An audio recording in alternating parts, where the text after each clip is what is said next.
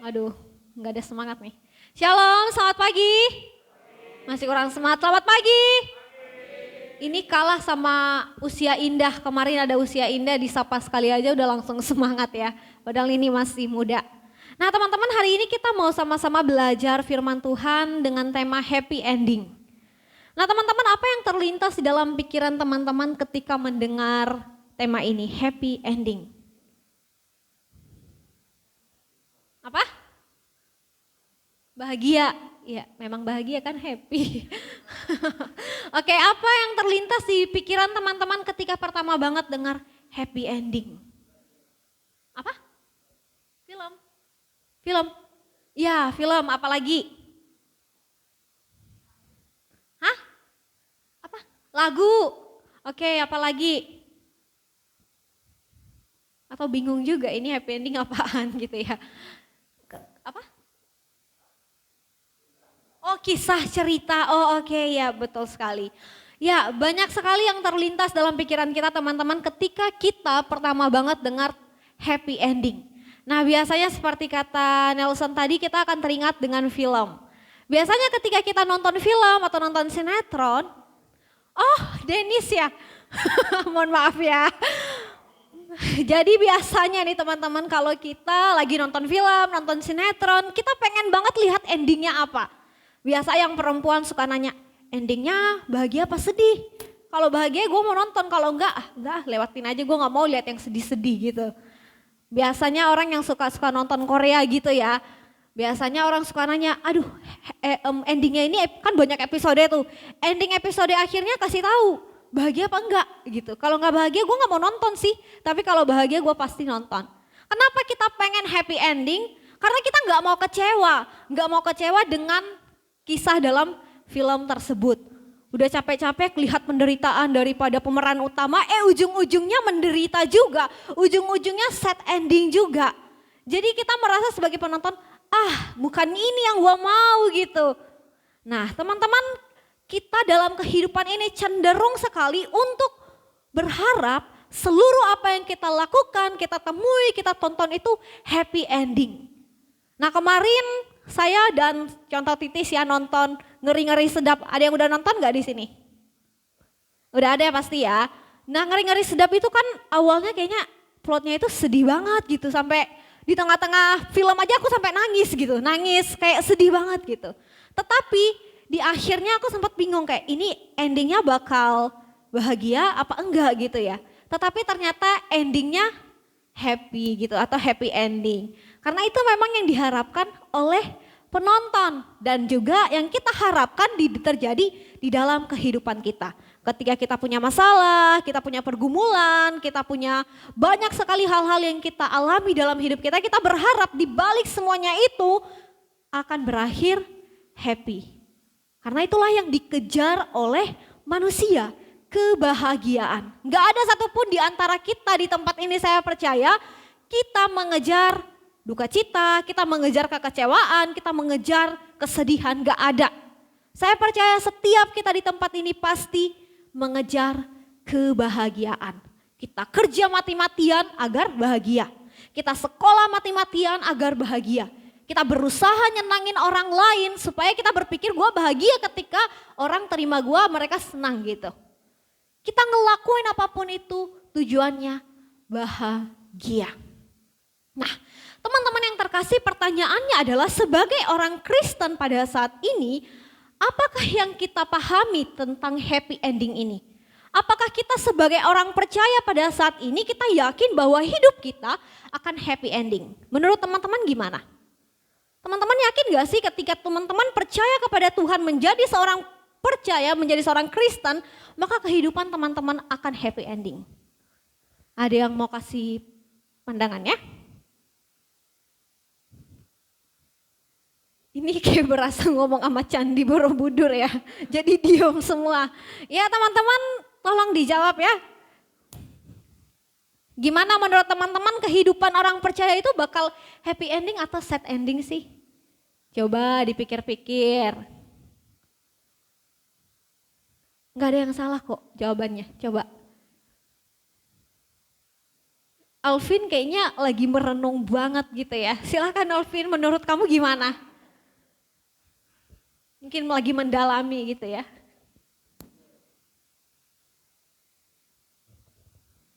Em, harusnya kayaknya happy. Kayaknya happy. Kenapa tuh? Karena kan sebenarnya orang yang percaya sama dia kan berarti kita udah diselamatkan sama dia. Karena tujuan dia menyelamatkan kita, menghapus dosa kita, berharap kita bisa bersama dia di kemudian hari nanti di surga gitu. Jadi harusnya happy ending. Wis, beri applause dong buat Koko Alvin, keren banget ya. Nggak sia-sia Musa Andi mengajari anak-anak muda di tempat ini. Ya mungkin kita akan lihat secara keseluruhannya seperti kata Koko Alvin tadi, happy ending. Kenapa happy ending? Apakah benar happy ending? Kita akan sama-sama lihat di dalam firman Tuhan yang akan kita bahas hari ini. Coba kita buka sama-sama di dalam Lukas 16 ayat 19 hingga ayatnya yang ke-31. Lukas 16 ayat 19 hingga ayatnya yang ke-31. Sekali lagi Lukas 16 ayat 19 hingga ayatnya yang ke-31. Ya minta Cici Michelle ya baca untuk kita dan juga siapa ya? Oh Riko. Oh Riko baca, oke. Jadi ganti-gantian yang ganjil Riko, yang genap Michelle ya. Bisa kasih mic ke Michelle? Iya. Lukas 16 ayat 19 sampai 31. Yang bawa Alkitab silakan dibuka, yang bawa HP yang ada Alkitabnya di situ silakan buka, tapi setelah itu bisa ditutup kembali ya. Oke, silakan. Dari Rio dulu ya. Riko, mohon maaf. Ada seorang kaya yang selalu berpakaian jubah ungu dan kain halus, dan setiap hari ia bersukaria dalam kemewahan. Dan ada seorang pengemis bernama Lazarus, badannya penuh dengan borok, berbaring dekat pintu rumah orang kaya itu. Dan ingin menghilangkan laparnya dengan apa yang jatuh dari meja orang kaya itu. Malahan anjing-anjing datang dan melihat boroknya.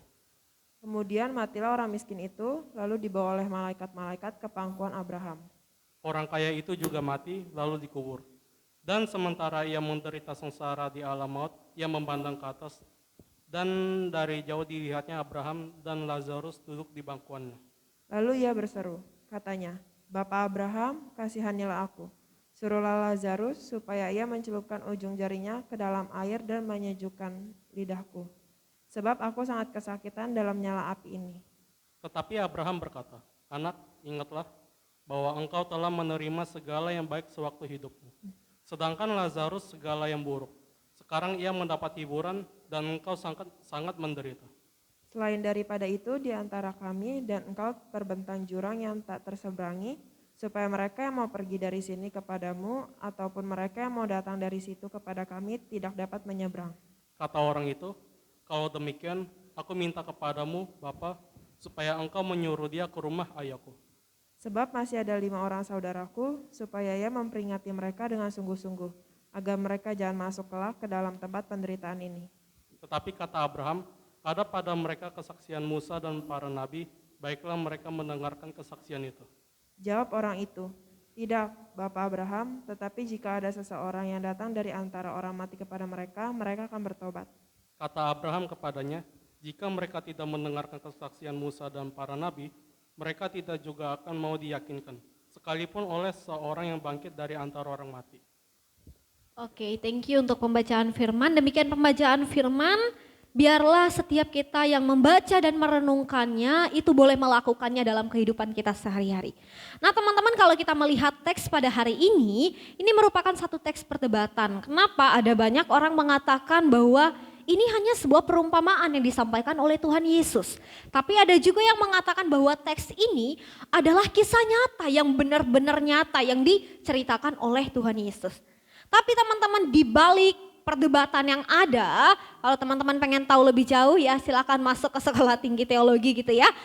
Di balik banyaknya perdebatan yang ada, saya nggak mungkin cerita perdebatannya nanti.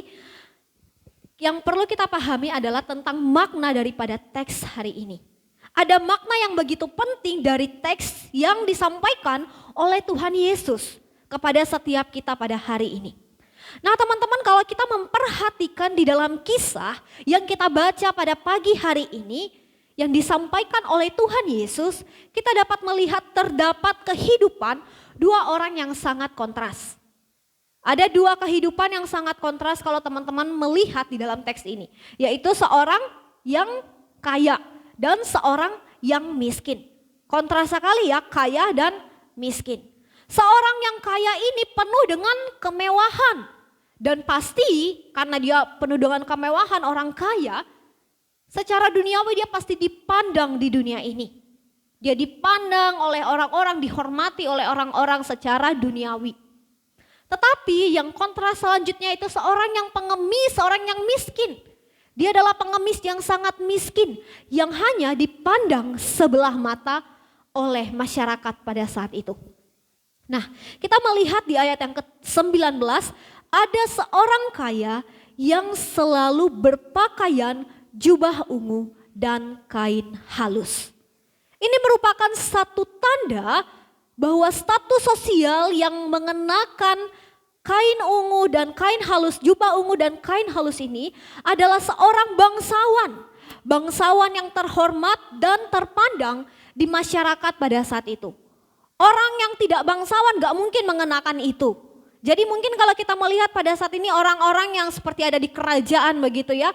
Dia menggunakan pakaian itu, dia terlihat sangat mewah sekali dan dia adalah orang yang dihormati oleh masyarakat pada saat itu. Nah kemudian dikontraskan ada seorang pengemis. Orang yang sangat miskin sekali. Keadaannya begitu hina sekali dan bernama Lazarus. Nah teman-teman, kalau kita melihat di dalam teks ini, begitu miskinnya Lazarus ini sampai sehingga badannya itu penuh dengan borok. Ya teman-teman bisa bayangin ya, saking miskinnya dia karena dia adalah seorang pengemis, badannya itu penuh dengan borok. Ya, dengan luka-luka, dengan kudis-kudis begitu. Dan lebih parahnya malahan dikatakan di ayat 20 sampai 21, malahan anjing-anjing dari orang kaya itu datang dan menjilat boroknya. Ya teman-teman bisa ngebayangin ya, itu betapa menjijikannya lah ya. Borok, ketika saya mencoba merenungkan ini, saya coba bayangkan gitu ya, aduh mungkin saya pun gak sampai sanggup gitu untuk membayangkan betapa hinanya dia pada saat itu. Boroknya, kudis-kudisnya itu dijilat oleh anjing-anjing itu. Ada yang mengatakan mungkin karena itu diungkapkan anjing-anjing itu menjilat kudisnya. Bahkan ada yang mengatakan itu karena dia saking miskinnya. Dia nggak punya uang untuk membeli pembalut-pembalut ininya gitu loh. Luka-lukanya seperti plaster gitu.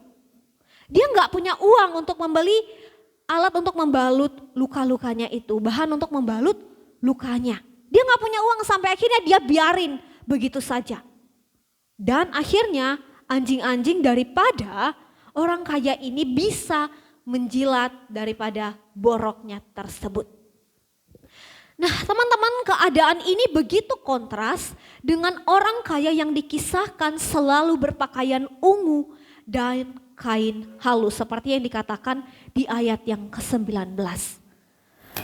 Nah, ketika kita membaca ayat 19 ini dilanjutkan dan setiap hari ia bersukaria di dalam kemewahan. Selain dia menggunakan jubah yang ungu, pakaian kain halus, dia juga dikatakan bersukaria setiap hari. Ini kontras yang lebih lagi, dikatakan bahwa dia hidup di dalam kemewahannya, bersukaria setiap hari. Nah ini dapat dipahami bahwa orang kaya tersebut setiap hari kemungkinan besar hidup di dalam pesta pora. Hidup memuaskan dirinya sendiri, kedagingannya sendiri dengan harta benda yang ia miliki. Sehingga dikatakan setiap hari ia bersukaria dalam kemewahannya. Jadi dia digambarkan sebagai seorang yang sangat kaya, sangat terhormat dan selalu berpesta pora setiap hari menggunakan kekayaannya itu untuk memuaskan, menyenangkan kedagingannya ketika berada di tengah dunia.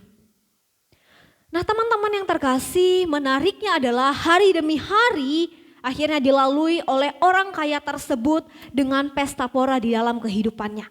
Dan lagi-lagi ini dikontraskan juga dengan orang miskin yang juga hari-harinya penuh dengan berbaring dekat pintu rumah orang kaya tersebut. Dikatakan bahwa si orang kaya ini setiap hari dia pesta pora dengan kemewahannya. Sedangkan orang miskin ini dia penuh dengan penderitaan di mana ia bahkan dikatakan harus sampai berbaring dekat pintu orang kaya. Karena apa? Karena dia gak bisa berpesta pora dengan kemewahannya, dia gak punya kemewahan. Dia hanya bisa di sana untuk mencari makanan, untuk menghilangkan rasa laparnya, untuk menunggu apa yang jatuh dari meja orang kaya itu. Ketika dikatakan dia menunggu apa yang jatuh dari meja orang kaya ini adalah sebuah pemahaman bahwa dia gak terlalu berharap kalau orang kaya itu akan memberikannya makanan. Ketika orang kaya ini melakukan pesta pora setiap hari. Dan ini juga tidak dicatat di dalam Alkitab. Tetapi orang tersebut duduk di sana menunggu karena dia berharap ada remah-remah yang jatuh. Ada remah-remah yang jatuh dari apa yang dimakan oleh orang kaya tersebut. Bahkan ada orang yang mengatakan, ada penafsir mengatakan begitu ya, begini. Ketika dia dijilat oleh anjing-anjing itu, boroknya dijilat oleh anjing-anjing itu, kemungkinan saat itu dia juga dan anjing-anjing itu sedang menunggu remahan yang jatuh itu. Dan ketika remahan itu jatuh, dia dan anjing-anjing ini harus bertanding gitu ya, berlomba untuk mendapat makanan atau remahan yang jatuh itu. Sehingga mungkin dia nggak kedapatan sampai akhirnya dia menjadi dijilat oleh anjing-anjing itu. Jadi kita bisa bayangkan ya, saya membawa kita membayangkan betapa rendahnya dan hinanya kehidupan orang miskin ini dibanding orang kaya ini yang hanya duduk-duduk makan pesta pora. Ada orang miskin itu dia nggak peduli, dia makan ya udah remah-remahnya yang jatuh dia kasih, bahkan dia kasih pun enggak, dia kalau ada jatuh gitu. Jadi kita bisa melihat kontras yang begitu jelas terlihat di dalam teks ini. Nah teman-teman yang terkasih, kehidupan kedua orang yang dikisahkan oleh Yesus Kristus di dalam teks ini memang sangat bertolak belakang. Ya beda tipis lah ya dengan kehidupan kita pada saat ini. Kita juga melihat ada banyak sekali kontras kehidupan yang terjadi dalam kehidupan kita saat ini, bukan? Atau kesenjangan yang bisa kita temui di dalam dunia kita pada saat ini. Kita melihat banyak sekali orang-orang kaya yang kita jumpai, yang kita lihat di televisi, di YouTube, itu memiliki berbagai jenis usaha, hidup di dalam kemewahan mereka. Hidup pamer segala macam dengan apa yang mereka miliki. Mereka pesta pora dengan apa yang mereka miliki dan lain sebagainya. Namun di sisi lain kita juga menemukan ada banyak sekali di dunia ini orang miskin, bahkan sangat-sangat miskin. Mereka untuk makan aja mungkin mereka nggak punya uang, makan untuk sehari aja nggak punya uang. Begitu miskinnya sehingga anak-anaknya mungkin mengalami gizi yang buruk begitu. Dan lain sebagainya. Ada banyak juga kontras yang bisa kita bawa sekarang di dalam kehidupan kita sehari-hari. Kita bisa melihat, oh ternyata kontras yang terjadi pada saat itu hampir mirip dengan kontras yang terjadi saat ini. Kita melihat di bawah rel kereta itu banyak sekali orang-orang yang hidup penuh dengan penderitaan. Sedangkan di tempat-tempat mewah lainnya ada segelintir orang yang hidup di dalam pesta pora dan kemewahannya masing-masing. Jadi ada kesenjangan juga yang bisa kita lihat di situ. Nah, tapi poin kita tidak di situ teman-teman. Poin kita kembali kita lanjutkan ya di dalam ayatnya yang ke-22 dan ayatnya yang ke-23. Ketika di sana dikatakan kemudian matilah orang miskin itu lalu dibawa oleh malaikat-malaikat ke pangkuan Abraham. Dan orang kaya itu juga mati lalu dikubur. Nah teman-teman, di sini tidak dicatat bahwa setelah kematian Lazarus ini kemudian ia dikubur. Tetapi dikatakan ia dibawa oleh malaikat-malaikat ke pangkuan Abraham. Apakah berarti Lazarus ini enggak dikubur sama seperti orang kaya ini? Mungkin tidak begitu karena itu akan bertolak belakang dengan tradisi Yahudi pada saat itu teman-teman. Tetapi mungkin tidak dicatat di sini karena Lazarus ini orang yang enggak dianggap, orang yang enggak dipandang pada saat itu. Jadi dia mati enggak mati ya enggak ada gunanya, enggak penting gitu. Jadi itulah yang membuat ini tidak begitu ditonjolkan sekali. Sebab itu penguburan Lazarus ini tidak dicatat. Nah, tetapi yang penguburan orang kaya ini dicatat lalu dikubur. Karena ini ingin menekankan dia adalah orang yang kaya pada saat itu. Orang mungkin pada saat itu merasa kehilangan sekali ketika dia meninggal sehingga ini menjadi penekanan ia dikubur. Orang-orang masyarakat bersimpati pada saat itu atas kematiannya dan penguburannya pun menjadi penting untuk dituliskan. Nah, tetapi teman-teman yang menjadi poin pentingnya adalah ketika mereka mati, ketika Lazarus dan orang kaya ini sama-sama mati, Lazarus kemudian mati dibawa oleh malaikat-malaikat ke pangkuan Abraham. Inilah yang menjadi hal yang sangat penting. Kematian daripada seorang yang miskin ini diakhiri dengan, atau Lazarus ini penderitaannya berakhir di tengah dunia ini dan dia memperoleh satu kedudukan yang penting setelah kehidupannya, yaitu dia memperoleh bagian terbaik, keselamatan. Dan dikisahkan pula orang kaya itu juga mati. Kenapa harus pakai juga? Kenapa nggak dikatakan aja orang kaya itu mati, Lazarus mati dan orang kaya mati? Kenapa harus ada penekanan orang kaya itu juga mati? Ini ingin menekankan, kata juga ini merupakan satu sindiran untuk menekankan bahwa mau engkau kaya, mau engkau miskin, pasti akan ujungnya mati juga gitu. Jadi nggak hanya Lazarus yang mati, yang meninggal bukan karena dia miskin, oh maka dia mati, tetapi juga orang kaya ini karena itu adalah akhir kehidupan manusia di tengah-tengah dunia ini akan mati juga. Jadi nggak ada yang menekankan bahwa harta yang kita miliki dapat menjadi jaminan bahwa kita akan memiliki umur yang begitu panjang atau bahkan kekekalan. Enggak, juga mati. Mau engkau miskin, mau engkau kaya, mau engkau pintar, mau engkau bodoh, engkau apa segala macam begitu, engkau juga akan sama-sama mati. Nah, teman-teman yang terkasih, kalau kita melihat di sini nampaknya secara duniawi, ending daripada kehidupan mereka ini juga sangat kontras. Kita melihat orang kaya ini dikubur. Dikubur berarti dianggap oleh orang-orang pada saat itu. Dia hidup di dalam kemewahannya dan dikubur dengan begitu baik.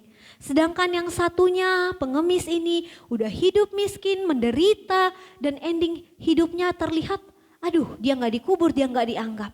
Mungkin kita secara pikiran manusiawi kita akan berpikir, wah si orang kaya ini memiliki hidup yang happy ending.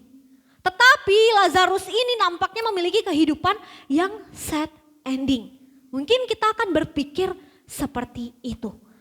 Tapi pertanyaannya apakah kematian itu adalah ending dari segala kehidupan kita atau ending dari segala ending kehidupan ini?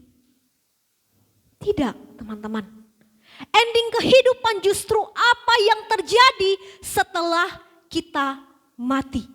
Bukan sebelum kita mati. Jadi apa yang kita alami setelah kita mati dan itulah yang menjadi akhir. Yang akan akhirnya kita bawa sampai di dalam eternal life kita atau kehidupan kekal kita. Dan itulah yang menentukan apa kehidupanmu happy ending atau sad ending. Bukan ketika engkau mati meninggalkan harta, oh berarti hidupmu ini happy. Orang teman-temanmu datang, engkau di pesta porakan, bukan di pesta porakan ya. Pokoknya orang-orang datang pada saat itu ketika kamu meninggal. Enggak teman-teman. Justru happy ending hidupmu itu dilihat ketika engkau sudah meninggal. Apakah engkau meninggal di dalam Tuhan atau tidak. Karena ketika engkau hidup di dalam Tuhan dan mati di dalam Tuhan, maka engkau akan mengalami kehidupan yang kekal. Sebab engkau telah mengambil bagian yang terbaik di dalam kehidupanmu. Nah, teman-teman yang terkasih, kita coba lihat sama-sama setelah kematian ini keadaan pun berubah. Di ayat yang ke-23 dikatakan, dan sementara ia menderita sengsara di alam maut, yaitu orang kaya itu, ia memandang ke atas dan dari jauh dilihatnya Abraham dan Lazarus duduk di pangkuannya. Nah, teman-teman, di sini Lazarus yang gak penting di dunia ini, yang dipandang sebagai orang yang rendah di dunia ini, orang yang sangat miskin, penuh dengan borok begitu. Tetapi dia dimuliakan di dalam kekekalan. Mengapa?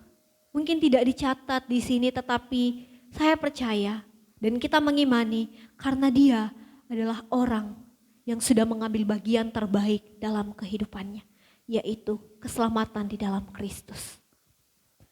Berada di dalam pangkuan Abraham di sini merupakan satu figuratif atau perlambangan surga. Sehingga orang miskin yang hina itu tanpa membawa apapun kehormatan di tengah-tengah dunia ini yang begitu tidak ia miliki, dia nggak bawa itu. Tetapi ia memperolehnya di dalam kerajaan surga. Sedangkan orang kaya ini yang penuh dengan kemewahan di tengah dunia, ketika ia meninggal nampaknya happy ending tetapi ternyata sad ending. Dia hidup di dalam sengsara maut. Kenapa? Karena semasa hidupnya dia tidak hidup berdasarkan kehendak Allah. Tetapi dia hidup di dalam kemewahannya, di dalam kedagingannya untuk mementingkan hawa nafsunya sendiri. Dari ayat yang ke-23 inilah teman-teman kita dapat melihat bahwa sesudah kematian di dunia ini, itulah yang menentukan ending kita bagaimana. Apakah happy or sad? Apakah kita akan memperoleh akhir yang bahagia atau justru akhir yang miris? Karena justru hidup di dalam sengsara maut. Teman-teman, seorang yang berdosa di sebelah salib Tuhan Yesus pada saat itu mengatakan, kalau memang engkau adalah Tuhan, biarlah aku bersama-sama dengan engkau, ampuni aku, biarkan aku bersama-sama dengan engkau gitu. Nah, ketika dia mengatakan itu, dia sebenarnya secara tidak langsung sudah mengambil bagian terpenting di dalam kehidupannya, yaitu mempercayai Kristus dan mengambil keselamatan itu dalam kehidupannya. Sehingga Yesus mengatakan di pasal Lukas 23 ayat 43, aku berkata kepadamu sesungguhnya hari ini juga engkau akan bersama-sama aku di dalam Firdaus. Nah teman-teman, Yesus Kristus berkata pada saat penjahat yang percaya kepadanya itu berada di salib. Itu detik-detik terakhir kehidupannya. Yesus dengan jelas berkata bahwa hari itu juga ia bersamanya di dalam Firdaus, yaitu di dalam kekekalan. Kehidupan kekal yang akan kita alami setelah di dunia ini. Kita ini di dunia ini hanyalah semacam pengembara, semacam retreat. Entah itu 60 tahun, 50 tahun, 40 tahun, 20 tahun, 1 tahun, gak ada yang tahu. Tapi setelah itu kita akan memasuki kehidupan eternal life kita, kehidupan kekal yang tidak ada ujungnya. Nah, teman-teman yang terkasih, kita lanjut di dalam ayatnya yang ke-24. Ketika itu orang kaya ini karena dia berada di dalam maut yang begitu menyengsarakan hidupnya, dia berseru kepada Bapak Abraham. Bapak Abraham, kasihanilah aku, suruhlah Lazarus supaya ia mencelupkan ujung jarinya ke dalam air dan menyejukkan lidahku, sebab aku sangat kesakitan dalam nyala api ini. Nah teman-teman, ini sungguh-sungguh menggambarkan bahwa memang benar-benar penderitaan yang ia alami di tengah-tengah kesengsaraan api neraka itu begitu besar sekali. Dan ini untuk pertama kalinya dia mengatakan suruhlah Lazarus. Kenapa ia tahu nama Lazarus? Ya memang sebenarnya ketika masih hidup dia tahu itu Lazarus, tapi dia enggak peduli, dia tetap hidup di dalam Dirinya sendiri dia nggak peduli sama sesamanya. Dia nggak mau melakukan hukum kasih yang sudah diperintahkan oleh Allah untuk saling mengasihi, memperhatikan sesamanya. Dia nggak peduli, sekalipun dia tahu itu Lazarus. Nah, tetapi apa yang dikatakan oleh Abraham? Kalau kita melihat di dalam ayatnya selanjutnya, ayat 25 sampai 31, Abraham mengatakan itu nggak mungkin. Itu nggak mungkin terjadi karena ketika engkau sudah masuk ke dalam alam maut itu, sengsara alam maut itu, maka engkau sudah terpisah. Terpisah secara permanen dengan Allah. Neraka itu adalah keterpisahan kita dengan Allah sumber kehidupan. Jadi nggak ada lagi kong kali kong di sana, Tuhan please, Tuhan nggak ada. Cuma di tengah dunia ini kita masih bisa menikmati Tuhan, meminta kepada Tuhan, Tuhan tolong aku pimpin, aku hidup. Supaya ketika aku hidup di dalam eternal life itu, aku hidup sungguh-sungguh bersama dengan Engkau. Nah teman-teman, kalau kita melihat di bagian selanjutnya, ayat-ayat selanjutnya, Abraham di situ sungguh-sungguh menjelaskan kepadanya bahwa itu nggak mungkin terjadi. Bahkan ketika orang kaya ini mengatakan, ya udah kalau memang nggak bisa, coba suruh Lazarus atau siapa kayak buat kasih tahu ke keluargaku nih, masih ada nih saudara-saudaraku di dunia yang hidup sama sepertiku. Dia tahu saudara-saudaranya hidup sama seperti dia. Dia nggak mau saudaranya itu berakhir dengan set ending kehidupan. Hidup di dalam kesengsaraan alam maut. Tetapi apa kata Abraham? Itu nggak mungkin juga. Kenapa? Karena mereka sudah menerima kitab Musa. Itu di ayatnya yang ke-30 hingga ayatnya yang ke-31. Jika mereka tidak mendengarkan kesaksian Musa dan para nabi, mereka juga akan mau diyakini sekalipun seseorang yang bangkit itu di antara orang mati. Kata Abraham, itu nggak mungkin kita turun ke dunia langsung ngomong ke dia. Dia udah ada kitab para nabi, kesaksian Musa. Itu sudah cukup untuk menolong mereka untuk mengenal Kristus, untuk menerima Kristus sebagai keselamatan di dalam kehidupan mereka.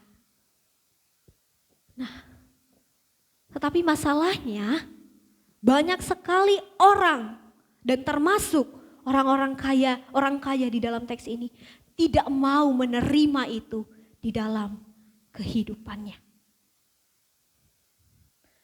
Nah, teman-teman yang terkasih, yang menjadi pertanyaannya pada saat ini dalam kehidupan kita. Ketika kita melihat di dalam teks ini ada dua kontras yang digambarkan. Yang satu, seorang miskin, hidup menderita di tengah dunia tetapi memiliki hidup akhir, hidup yang bahagia. Tetapi di sisi lain ada hidup yang begitu mewah di tengah dunia ini, memenuhi kedagingannya tetapi berakhir dengan kesedihan, kesengsaraan, maut. Teman-teman, yang menjadi pertanyaannya pada saat ini dalam kehidupan kita, di mana kita berada pada saat ini? Apakah kita berada di posisi orang kaya ini adalah orang yang hanya mementingkan kesenangan duniawi kehidupan kita tanpa mementingkan Kristus dalam kehidupan kita, tanpa mengambil bagian terbaik dalam kehidupan kita yaitu Kristus? Atau kita menjadi seperti orang yang miskin ini, pengemis ini, dia sudah mengambil bagian terbaik dalam hidupnya sekalipun ia harus menderita. Teks ini bukan mengajarkan kita supaya engkau semua harus jadi pengemis ya teman-teman, enggak. Tetapi engkau harus mengambil bagian terbaik di dalam kehidupan ini yaitu Kristus. Sekalipun engkau harus mengalami penderitaan di tengah dunia ini. Seperti yang diungkapkan oleh Rasul Petrus ya, bahwa kita dipanggil untuk menderita di tengah dunia ini dan kita harus tahu panggilan itu. Ketika kita sudah mengambil bagian kita ya Kristus, keselamatan itu kita responi, maka kita harus siap menderita di tengah dunia ini. Tetapi kalau kita katakan, waduh Tuhan aku gak siap deh, ya udah, aku gak siap untuk menerima Kristus dan aku mau hidup berdasarkan mauku aja. Dan siap-siaplah bahwa kehidupan kita tidak akan berakhir bahagia di dalam Kristus. Karena kita hanya hidup di dalam kemewahan kita, itu kedagingan kita sendiri. Kita bisa lihat dalam kehidupan kita saat ini teman-teman. Ada banyak sekali orang, anak-anak muda terlebih ya. Mereka begitu sekali gencar sekali mencapai kesuksesan mereka. Kenapa? Mereka berharap mereka bisa memperoleh kebahagiaan di akhir. Tetapi mereka tanpa peduli bahwa kesuksesan itu tanpa Kristus dalam hidup mereka itu tidak ada artinya. Teman-teman, engkau boleh mengejar apapun yang engkau inginkan di dunia ini. Engkau boleh mengejar cita-citamu, kesuksesanmu. Engkau boleh berpenampilan keren, kece gitu ya. Tetapi jangan lupa bahwa bukan itu yang terpenting. Tetapi Kristus. Bagaimana engkau sungguh-sungguh meresponi Kristus bagian terbaik di dalam kehidupanmu. Saya terberkati sekali ya dengan kesaksian Awi ya tadi ya. Awi. Dia sudah mengenal bagian terbaik itu di dalam kehidupannya. Mungkin di dalam kehidupan lamanya oke, dia bahagia, dia punya teman, dia menikmati kehidupan kedagingannya itu. Tetapi dia tahu itu sia-sia. Dan dia mau meresponi Kristus di dalam kehidupannya. Teman-teman apakah mau seperti itu? Atau teman-teman masih memilih untuk ya udah gue hidup untuk diri gue sendiri aja. Hidup di dalam pornografi ya enak-enak. Hidup di dalam dusta enak-enak. Hidup di dalam pacaran yang tidak kudus enak-enak. Hidup di dalam narkoba, narkotika enak ya enak. Dan lain sebagainya. Hidup main games terus tanpa mentingin ibadah, mentingin kehidupan rohani. Enak ya enak. Tetapi ingat hidupmu tidak hanya saat di dunia ini. Ada eternal life yang menanti engkau. Apakah kita masih memilih untuk seperti itu? Itu kembali kepada teman-teman. Tetapi firman Tuhan hari ini ajak kita, perintahkan kita untuk kita boleh memilih bagian terbaik, yaitu Kristus dalam hidup kita. Teman-teman bisa lihat tali ini, kelihatan gak? Kelihatan ya? Teman-teman, saya menggambarkan tali ini seperti kehidupan kita. Yang sudah saya beri plester ini adalah kehidupan kita di tengah dunia. Entah itu 10 tahun, 20 tahun, 30 tahun, 40 tahun, 50 tahun. Ya untung-untung kalau sampai 89 tahun, 90 tahun gitu. Dan ini eternal life yang tidak ada akhirnya. Apakah kita mau mementingkan kehidupan yang hanya sementara? Atau mau melihat kehidupan yang begitu panjang ke depan? Itu pilihan teman-teman. Kalau teman-teman mau memilih untuk bahagia hanya di dunia ini, menyenangkan daging teman-teman dan gak peduli dengan Kristus yang sudah memanggil teman-teman berulang kali, ya silakan nikmati hukuman dosa itu. Tapi kalau teman-teman mau katakan tidak Tuhan, aku tahu hidupku hanya sementara di tengah-tengah dunia ini, aku masih memiliki eternal life yang begitu panjang bersama dengan Engkau, aku mau Tuhan berubah. Aku mau Tuhan dipulihkan, aku mau mengambil Engkau Tuhan sebagai bagian terpenting di dalam kehidupanku. Sehingga gak ada penyesalan di dalam kehidupan kita kelak. Dan hidup kita akan berakhir dengan bahagia di dalam Kristus. Semua pilihan ada di tengah-tengah teman-teman. Tapi saya percaya ketika firman Tuhan hari ini bicara, itu bukan satu kebetulan. Tetapi mungkin Tuhan ingin memberitahukan teman-teman dan menegur teman-teman hari ini untuk mengoreksi diri teman-teman masing-masing. Mari kita bersatu di dalam doa.